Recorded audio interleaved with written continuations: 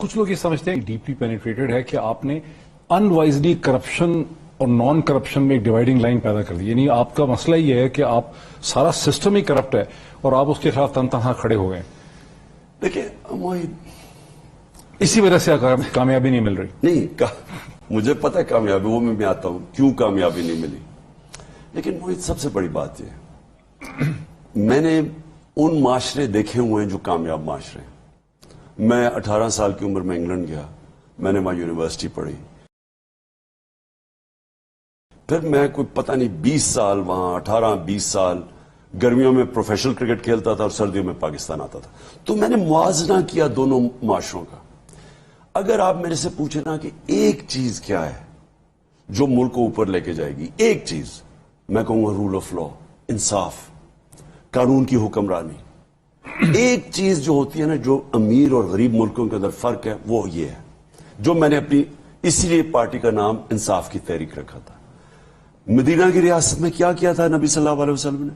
سب سے پہلے عدل اور انصاف قائم کیا تھا. وہ ہوتی ہے بنیاد. اس کے ساتھ ایک اور چیز اللہ کا حکم ہے کہ امر بالمعروف.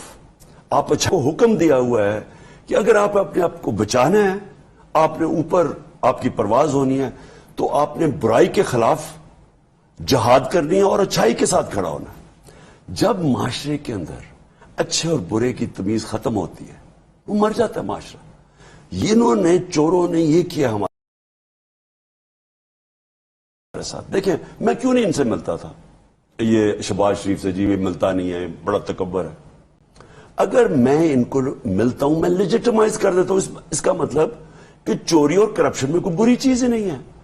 آپ سارا وقت کہتے ہیں جی ہم سیاسی ہیں. آپ انگلینڈ میں بھی تو سیاسی ہیں. آپ یہ چوری اس سے کیا, یہ تو اربوں روپے کی چوری ہے نا, تو اس کا صرف جو پکڑی گئی سامنے آئی ہے 16 ارب کا کیس ہے نا ایف آئی اے کے اندر جو اب معاف کروا رہا ہے. 16 ارب روپیہ, 8 ارب روپیہ کا ٹی ٹی کا کیس وہ نیب میں پڑا ہے, وہ معاف ہو جائے گا. ان کے سارے جو ٹوٹل کیسز ہیں 1100 ارب روپیہ, $5 بلین اس ملک کا, یہ معاف کروائیں گے آپ یہ قانون پاس کر کے. دیکھیں معاشرے کو اگر آپ نے تباہ کرنا ہے آپ اس کے اندر سے انصاف ختم کر دیں. آپ معاشرے کے اندر طاقتور چوروں کو نہ پکڑیں اور غریبوں کو چوروں کو پکڑیں, معاشرہ تباہ ہو جاتا ہے, جو ہمارے نبی صلی اللہ علیہ وسلم نے کہا. سو جو آپ بات کر رہے ہیں نا کہ میں کامیاب کیوں نہیں ہوا, کامیاب کیوں نہیں ہوا؟ کامیاب اس لیے نہیں ہوا کہ یہاں جو طاقتور تھے ان کی جڑیں اتنی زیادہ, طاقتور ڈاکو جو میں کہہ رہا ہوں, جو طاقتور مجرم تھے اس ملک کے, ان کی جڑیں اتنی نیچے تھیں کہ وہ جو میری جنگ تھی, میں کیوں پہلے دن سے کہتا تھا میں این آر او نہیں دوں گا, میں پہلے دن سے کہہ رہا تھا. مطلب یہ تھا کہ یہ کرتے کیا ہیں کہ یہ طاقتور آگے اکٹھے ہو جاتے ہیں. میں نے پریڈکٹ کیا, میں نے آج سے 11 سال پہلے پریڈکٹ کیا کہ جب میں آؤں گا یہ دونوں اکٹھے ہو جائیں گے, کیونکہ دونوں کرپٹ ہیں.